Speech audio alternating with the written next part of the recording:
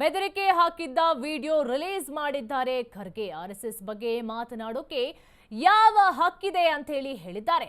ಪ್ರಿಯಾಂಕ್ ಖರ್ಗೆಗೆ ಕರೆ ಮಾಡಿ ಅಶ್ಲೀಲವಾಗಿ ನಿಂದನೆಯನ್ನ ಮಾಡಿದ್ದಾರೆ.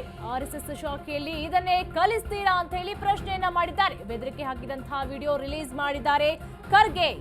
ಆರ್ಎಸ್ಎಸ್ ಬಗ್ಗೆ ಮಾತನಾಡೋಕೆ ಯಾವ ಹಕ್ಕಿದೆ? ಪ್ರಿಯಾಂಕ್ ಖರ್ಗೆಗೆ ಕರೆ ಮಾಡಿ ಅಶ್ಲೀಲವಾಗಿ ನಿಂದನೆಯನ್ನ ಮಾಡಿದ್ದಾರೆ. ಆರ್ಎಸ್ಎಸ್ ಶಾಖೆಯಲ್ಲಿ ಇದನ್ನೇ ಕಲಿಸ್ತಾರಾ ಅಂತ ಪ್ರಶ್ನೆಯನ್ನ ಮಾಡಿದ್ದಾರೆ. ಯುವಕರ ಮನಸ್ಸುಗಳಲ್ಲಿ ಕಲ್ಮಶ ತುಂಬುವಂತಹ ಕೆಲಸ ಆಗ್ತಾ ಇದೆ. ಆರ್ಎಸ್ಎಸ್ ವಿರುದ್ಧ ಪ್ರಿಯಾಂಕ್ ಖರ್ಗೆ ವಾಗ್ದಾಳಿಯನ್ನ ನಡೆಸಿದ್ದಾರೆ. ನಿಂದನೀಯ ಕರೆಗಳಲ್ಲಿ ಇದೊಂದು ಸ್ಯಾಂಪಲ್ ಅಷ್ಟೇ. ತಾಯಿ ಸಹೋದರಿಯರ ಹೆಸರು ಹಿಡಿದು ನಿಂದನೆಯನ್ನ ಮಾಡಿದ್ದಾರೆ. ನಮ್ಮದು ವ್ಯಕ್ತಿಗಳ ವಿರುದ್ಧದ ಹೋರಾಟವಲ್ಲ, ಆರ್ಎಸ್ಎಸ್ ನೀಡುತ್ತಿರುವಂತಹ ಈ ಮನಸ್ಥಿತಿಯ ವಿರುದ್ಧ ಹೋರಾಟ ಅಂತ ಹೇಳಿದ್ದಾರೆ. ಬೆದರಿಕೆ ಕರೆ ಬಂದಿತ್ತು. ಬೆದರಿಕೆಯ ವಿಡಿಯೋವನ್ನು ಕೂಡ ಈಗ ರಿಲೀಸ್ ಮಾಡಲಾಗಿದೆ. ಆರ್ಎಸ್ಎಸ್ ಶಾಖೆಯಲ್ಲಿ ಇದನ್ನೇ ಕಲಿಸ್ತೀರಾ? ಯುವಕರ ಮನಸ್ಸುಗಳಲ್ಲಿ ಕಲ್ಮಶ ತುಂಬುವಂತ ಕೆಲಸವನ್ನ ಮಾಡಲಾಗ್ತಾ ಇದೆ. ಆರ್ಎಸ್ಎಸ್ ವಿರುದ್ಧ ಪ್ರಿಯಾಂಕ್ ಖರ್ಗೆ ವಾಗ್ದಾಳಿಯನ್ನ ನಡೆಸಿದ್ದಾರೆ. ನಿಂದನೆ ಕರೆಗಳಲ್ಲಿ ಇದೊಂದು ಸ್ಯಾಂಪಲ್ ಅಷ್ಟೇ. ತಾಯಿ ಮತ್ತೆ ಸಹೋದರರ ಹೆಸರು ಹಿಡಿದು ನಿಂದನೆಯನ್ನ ಮಾಡಲಾಗ್ತಾ ಇದೆ. ನಮ್ಮದು ವ್ಯಕ್ತಿಗಳ ವಿರುದ್ಧದ ಹೋರಾಟ ಅಲ್ಲ, ಆರ್ಎಸ್ಎಸ್ ನೀಡುತ್ತಿರುವಂತಹ ಈ ಮನಸ್ಥಿತಿಯ ವಿರುದ್ಧ ಹೋರಾಟ ಅಂತ ಹೇಳಿದ್ದಾರೆ. ಆರ್ಎಸ್ಎಸ್ ಶಾಖೆಯಲ್ಲಿ ಇದನ್ನೇ ಕಲಿಸ್ತೀರಾ? ಯುವಕರ ಮನಸ್ಸುಗಳಲ್ಲಿ ಕಲ್ಮಶವನ್ನ ತುಂಬುವಂತ ಕೆಲಸ ಆಗ್ತಾ ಇದೆ. ಬೆದರಿಕೆ ಹಾಕಿದ್ದಂತಹ ವಿಡಿಯೋವನ್ನ ಈಗ ರಿಲೀಸ್ ಮಾಡಿದ್ದಾರೆ.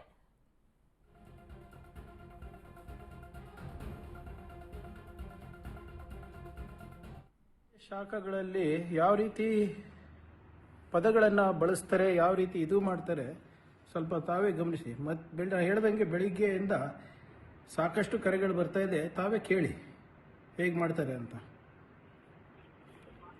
हेलो, क्या होता? हाँ? तू कौन है? तेरे जैसा औलाद निकला है ना इंडिया में। हाँ? क्या प्रॉब्लम क्या है तुम्हारा? हाँ? प्रॉब्लम क्या है तुम्हारा? अरे इसके बारे में जो बोलने रखती तेरी औकात है? तेरी औकात है क्या? हाँ? अब मेरे औकात है, मैं आरएसएस का जुड़ा हुआ। मेरे आरएसएस जो है ना 100 साल के। ये प्रियंका जो है ना, तू अभी पैदा हुआ है 30, 35, 40 साल तेरा उम्र हुआ है। हाँ? तेरे बाप को बोलने को नहीं आता, तो राहुल गांधी को बहुत प्रियंका गांधी बोलता है। हाँ? यही सीखे क्या? ये सब जो गाली, एक मिनट सुनो, ये सब जो गाली बक रहे हो ना, यही आपका सीख है? आरएसएस का सीख यही है क्या? यही सिखाते आपको आरएसएस शाखा में? मतलब नहीं बोलो आरएसएस शाखा। अरे भाई एक मिनट ठहरो, आरएसएस शाखा में सिखाते हो क्या? ये अरे ठहरो भाई, ये आपको शाखा में सिखाते हैं? मोहन भागवत जी सिखाते हैं? कौन BL संतोष जी सिखाते हैं? अरे पहले मेरी बात सुन, पहली बात तो सुनते जा। बात सुनने की औकात रखते ಇಲ್ಲ ಕೇಳಿ. लेकिन अरे ठहरो, तुमको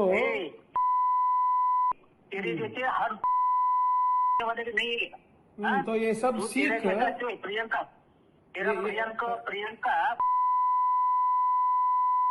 तो ये मुसलमान के बारे में बात करता है, हिंदी के बारे में नहीं। अभी ये जो आप भाषा बात कर रहे हैं, आपको आरएसएस सिखाता है क्या? ये शाखा में सिखाते हैं आपको? हाँ? अरे जो बोलता है ಆರ್ಎಸ್ಎಸ್ ಶಾಖೆಗಳಲ್ಲಿ ಯಾವ ರೀತಿ? ಇದ್ರ ಬಗ್ಗೆ ಹೆಚ್ಚಿನ ಮಾಹಿತಿ ಕೊಡ್ತಾರೆ ನಮ್ಮ ಪ್ರತಿನಿಧಿ ದೀಪಾ ಕುಕ್ಕುವಾಡ. ಆರ್ಎಸ್ಎಸ್ ವಿಚಾರಕ್ಕೆ ಸಂಬಂಧಪಟ್ಟಂತೆ ಪ್ರಿಯಾಂಕ್ ಖರ್ಗೆ ಅವರಿಗೆ ಬೆದರಿಕೆ ಕರೆ ಕೂಡ ಬಂದಿತ್ತು. ಅದರ ವಿಡಿಯೋವನ್ನು ಕೂಡ ರಿಲೀಸ್ ಮಾಡಿದ್ದಾರೆ. ಏನಿದೆ ಇದ್ರ ಬಗ್ಗೆ ಹೆಚ್ಚಿನ ಡೀಟೇಲ್ಸ್?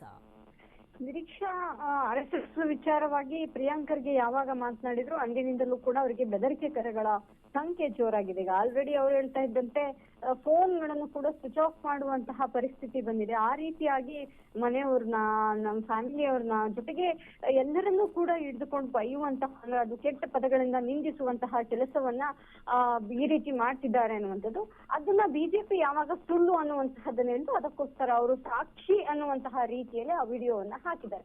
ಆದ್ರೆ ಎಲ್ಲೋ ಒಂದ್ ಕಡೆ ಈ RSS ಅನ್ನುವಂತಹ ವಿಚಾರವಾಗಿ ಪ್ರಿಯಾಂಕ್ ಖರ್ಗೆ ಮಾತನಾಡಿದ ನಂತರದಲ್ಲಿ ದೊಡ್ಡ ಮಟ್ಟಿನ ಆಕ್ಷೇಪ ಜೊತೆಗೆ ಒಂದ್ ರೀತಿಯಾದಂತಹ ವಿರೋಧ ಪ್ರತಿಭಟನೆಗಳ ಕಾವು ಕೂಡ ಜೋರಾಗಿರುವಂತಹದ್ದು. ಬಿಜೆಪಿ ನಾಯಕರುಗಳು ಎಲ್ಲರೂ ಕೂಡ ಒಂದು ಕಡೆಯಿಂದ ಎಲ್ಲಾ ನಾಯಕರುಗಳು ಕೂಡ ವಿರೋಧವನ್ನ ವ್ಯಕ್ತಪಡಿಸ್ತಿದ್ದಾರೆ. ಆದ್ರೆ ಇದೀಗ ಈ ರೀತಿಯಾದಂತಹ ಬೆದರಿಕೆ ಅಂದ್ರೆ ಸಿದ್ಧಾಂತದ ವಿಚಾರವಾಗಿ ಮಾತನಾಡಿದ್ದಕ್ಕೆ ಮನೆ ಮಂದಿನೆಲ್ಲ ಈ ರೀತಿ ಬೈಯುವಂತಹದ್ದು ಎಷ್ಟರ ಮಟ್ಟಿಗೆ ಸರಿ ಅನ್ನುವಂತಹದ್ದು ಪ್ರಿಯಾಂಕ್ ಖರ್ಗೆ ಅವರ ವಾದ.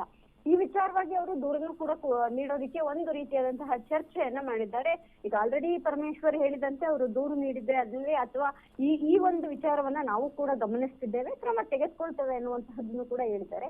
ಆ ನಿಟ್ಟಿನಲ್ಲಿ ನೋಡ್ತಾ ಹೋದ್ರೆ ಇದು ಇನ್ನೂ ಮುಂದಿನ ಹಂತದಲ್ಲಿ ಯಾವ ಹಂತಕ್ಕೆ ಹೋಗುತ್ತೆ ಅನ್ನುವಂತಹದ್ದು ಕೂಡ ಇಲ್ಲಿ ಪ್ರಶ್ನೆಯಾಗಿ ಉಳಿತಾ ಇದೆ. ಯಾಕಂದ್ರೆ ಸುಮಾರು ದಿನಕ್ಕೆ ಇಂಟರ್ನ್ಯಾಷನಲ್ ಲೆವೆಲ್ ಕಾಲ್ಸ್ ಬರ್ತಾ ಇರುವಂತಹದ್ದು, ಅದನ್ನ ಟ್ರ್ಯಾಕ್ ಮಾಡೋದಿಕ್ಕೆ ಆಗದೇ ಇರುವಂತಹ ನಂಬರ್ ಗಳಿಂದ ಬರ್ತಾ ಇರೋದು ದೊಡ್ಡ ಸವಾಲಾಗಿದೆ. ಹಾಗಾಗಿ ಸಹಜವಾಗಿ ಬಿಜೆಪಿ ನಾಯಕರುಗಳ ಕಡೆಯಿಂದನೇ ಅಂದ್ರೆ ಅವರ ಒಂದು ಕಾರ್ಯಕರ್ತರುಗಳೇ ಮಾಡ್ತಿದ್ದಾರೆ ಅನ್ನುವಂತಹದ್ದು ಕೂಡ ಆರೋಪ ಆಗಿರೋದ್ರಿಂದ ಕೆಲವೊಂದಿಷ್ಟು ನಂಬರ್ ಗಳನ್ನ ಕಂಡುಹಿಡಿಯೋದು ಕೂಡ ಕಷ್ಟ ಸಾಧ್ಯ ಅನ್ನುವಂತಹದ್ದು ಕೂಡ ಅವರ ಅಭಿಪ್ರಾಯ. ಥ್ಯಾಂಕ್ ಯು ದೀಪಾ ನಿಮ್ಮೆಲ್ಲ ಮಾಹಿತಿಗಾಗಿ.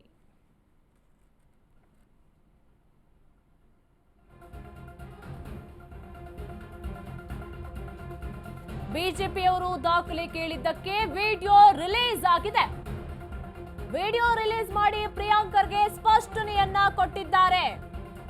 ಈ ಬೆದರಿಕೆ ಕರೆಗಳಿಂದ RSS ಸಂಸ್ಕೃತಿಯನ್ನ ತೋರಿಸುತ್ತೆ. ಇಂತಹ ಬೆದರಿಕೆ ವಿಡಿಯೋಗಳು ನನ್ನ ಬಳಿ 20 ಇದೆ. ಅನ್ಎಡಿಟೆಡ್ ವಿಡಿಯೋ ಹಾಕಿದ್ದೇನೆ ಅಂತ ಹೇಳಿ ಖರ್ಗೆ ಅವರು ಹೇಳಿದ್ದಾರೆ. ಬೆದರಿಕೆ ದೂರು ಕೊಡುವುದರ ಬಗ್ಗೆ ಚರ್ಚೆಯನ್ನ ಮಾಡ್ತೀನಿ. ಗೃಹ ಸಚಿವ ಪರಮೇಶ್ವರ್ ಜೊತೆ ಕೂಡ ಮಾತನಾಡ್ತೀನಿ ಇದ್ರ ಬಗ್ಗೆ. ದೂರು ಕೊಡುವುದು ಸುಲಭ, ಆದ್ರೆ ಆ ವ್ಯಕ್ತಿಗೆ ಶಿಕ್ಷೆ. ಈ ಮನಸ್ಥಿತಿ ತುಂಬಿದಂತಹ RSSಗೆ ಏನು ಶಿಕ್ಷೆ ಹಾಗಾದ್ರೆ? ಫೋನ್ ಸ್ವಿಚ್ ಆಫ್ ಮಾಡೋದೇ ಪರಿಹಾರ ಅಲ್ಲ. ವಿಡಿಯೋ ರಿಲೀಸ್ ಮಾಡಿ ಪ್ರಿಯಾಂಕ್ ಖರ್ಗೆ ಸ್ಪಷ್ಟನೆಯನ್ನ ಕೊಟ್ಟಿದ್ದಾರೆ. ಈ ಬೆದರಿಕೆ ಕರೆಗಳಿಂದ RSS ಸಂಸ್ಕೃತಿಯನ್ನ ತೋರಿಸುತ್ತೆ ಅಂತ ಹೇಳಿದ್ದಾರೆ. ಬಿಜೆಪಿಯವರೆಲ್ಲರೂ ಏನ್ ಹೇಳಿದ್ರು, ಇದು RSS ಸಂಸ್ಕೃತಿ ಅಲ್ಲ, ಇದು ನಮ್ಮ ಸಂಸ್ಕೃತಿ ಅಲ್ಲ, ಇದು ಪ್ರಿಯಾಂಕ್ ಖರ್ಗೆ ಅವರು ಪಬ್ಲಿಸಿಟಿ ಸ್ಟಂಟ್ ಮಾಡ್ತಾರೆ ಅಂತ. ಇದು ಇಂಥದ್ದು ಇನ್ನೂ ಒಂದು 25-30 ಇದೆ ನನ್ನ ಹತ್ರ. RSS ಸಂಸ್ಕೃತಿ ಏನು ಅಂತ ತೋರಿಸಿದ್ದೇವೆ.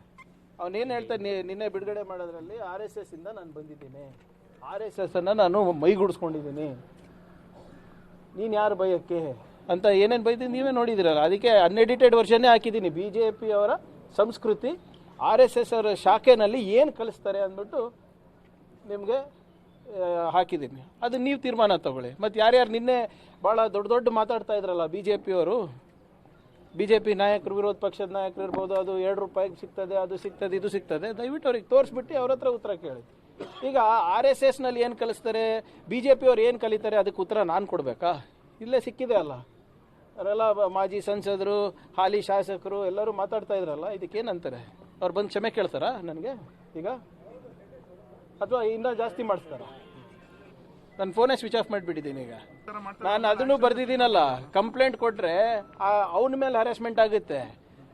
ಆ ಆಲೋಚನೆ ಹಾಕಿದಾರಲ್ಲ ಅವನಲ್ಲಿ, ಆ ವ್ಯಕ್ತಿಗಳೇನು ಆರಾಮಾಗಿ ಓಡಾಡ್ತಾ ಇರ್ತಾರಲ್ಲ, ಕಂಪ್ಲೇಂಟ್ ಕೊಡ್ಬೋದು.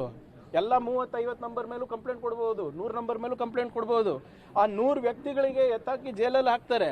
ಆದರೆ ಆ 100 ವ್ಯಕ್ತಿಗಳನ್ನ ಮನಸ್ಸನ್ನು ಮತ್ತು ಬುದ್ಧಿಯನ್ನು ಕಲುಷಿತ ಮಾಡಿದ್ರಲ್ಲ, ಅವ್ರು ಹಾಗೆ ಓಡಾಡ್ತಾರಲ್ಲ. ಆ್ಯಂಡ್ ನಮಗೇನು ನನ್ನ ಭಾಳ ಸ್ಪಷ್ಟವಾಗಿ ಹೇಳಲಿಕ್ಕೆ ಬಯಸ್ತಾ ಇದ್ದೀನಿ, ನನ್ನ ಹೋರಾಟ ವ್ಯಕ್ತಿಗಳ ಮೇಲೆ ಅಲ್ಲ, ವೈಯಕ್ತಿಕ ಅಲ್ಲ. ಆ ತತ್ವ, ಆ ಸಿದ್ಧಾಂತ ವಿರುದ್ಧ ಇದ್ದೀನಿ ನಾನು.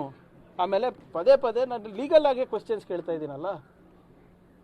ಎಲ್ಲಪ್ಪ ನೀವು ರಿಜಿಸ್ಟರ್ಡ್ NGO ಅಂತ ಹೇಳ್ತಾ ಇದ್ರ, NGO ಒಂದು ರಿಜಿಸ್ಟ್ರೇಷನ್ ಡಾಕ್ಯುಮೆಂಟ್ ತೋರ್ಸೋಕ್ಕೆ ಇಷ್ಟ ಅಲ್ಲನಾ? BJPಯವರೆಲ್ಲರೂ ಏನು ಹೇಳಿದ್ರು, ಇದು RSS.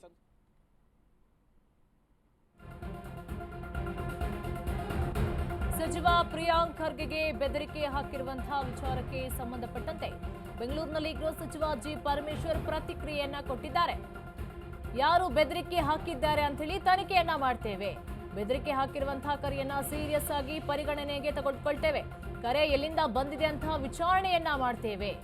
RSS ವಿಚಾರದಲ್ಲಿ ಸಚಿವರು ಅಭಿಪ್ರಾಯ ಹೇಳಿರಬಹುದು, ಆದ್ರೆ ಏನೇ ಇದ್ರೂ ಕೂಡ ಸರ್ಕಾರ ತೀರ್ಮಾನವನ್ನ ತೆಗೆದುಕೊಳ್ಳುತ್ತೆ.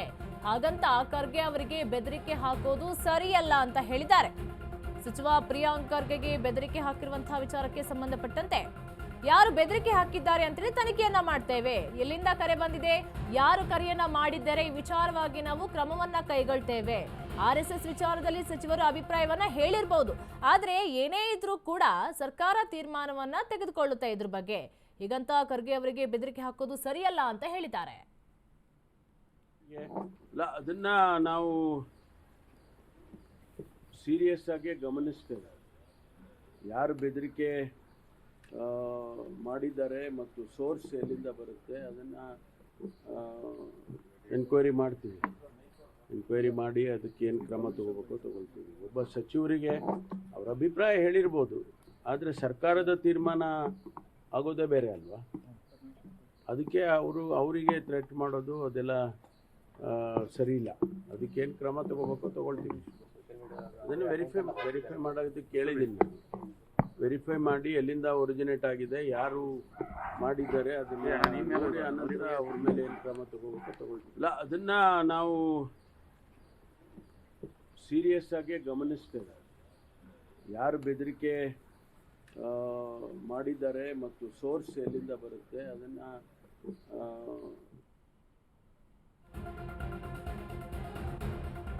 ಖರ್ಗೆಗೆ ಕೊಟ್ಟ ಬೆದರಿಕೆ ಪ್ರಜಾಪ್ರಭುತ್ವಕ್ಕೆ ಕೊಟ್ಟಂಗೆ.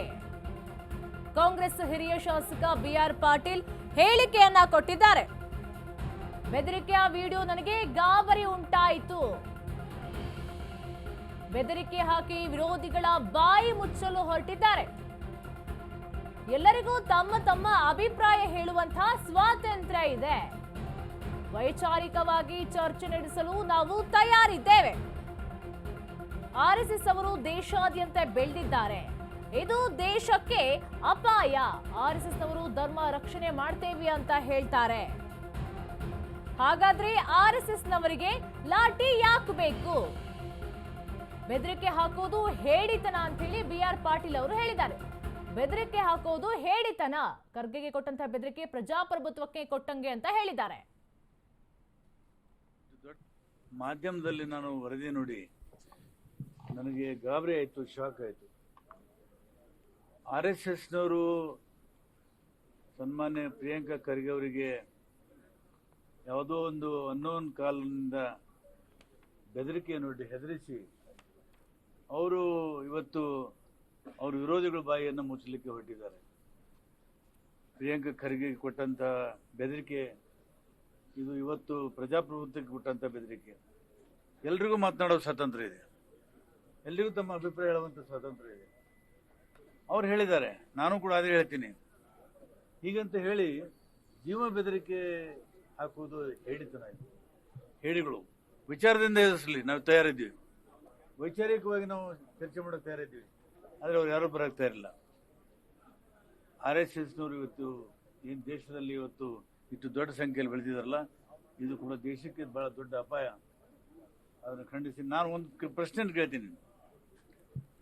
RSSನವರು ಧರ್ಮ ರಕ್ಷಣೆ ಮಾಡ್ತೀನಿ ಅಂತ ಹೇಳ್ತಾರೆ, ಲಾಠಿ ಆಗಬೇಕು. ಧರ್ಮ ರಕ್ಷಣೆ ಮಾಡಬೇಕಾದ್ರೆ ಲಾಠಿ ಬೇಕಾ? ಹೃದಯ ಬೇಕು, ಹೂವಿನಂತ ಹೃದಯ ಬೇಕು. ಇವರು ಹಿಂಸೆಯಲ್ಲಿ ನಂಬಿಕೆ ಇಟ್ಟಿದ್ದಾರೆ. ಮಾಧ್ಯಮದಲ್ಲಿ ನಾನು ವರದಿ ನೋಡಿ ನನಗೆ ಗಾಬರಿ ಆಯಿತು, ಶಾಕ್ ಆಯಿತು. RSSನವರು ಸನ್ಮಾನ್ಯ ಪ್ರಿಯಾಂಕಾ ಖರ್ಗೆ ಅವರಿಗೆ ಯಾವುದೋ ಒಂದು ಅನ್ನೋನ್ ಕಾಲದಿಂದ ಬೆದರಿಕೆಯನ್ನು ಹೆದರಿಸಿ ಅವರು ಇವತ್ತು ಅವ್ರ ವಿರೋಧಿಗಳ ಬಾಯಿಯನ್ನು ಮುಚ್ಚಲಿಕ್ಕೆ ಹೊರಟಿದ್ದಾರೆ. ಪ್ರಿಯಾಂಕಾ ಖರ್ಗೆ ಕೊಟ್ಟಂಥ ಬೆದರಿಕೆ ಇದು ಇವತ್ತು ಪ್ರಜಾಪ್ರಭುತ್ವ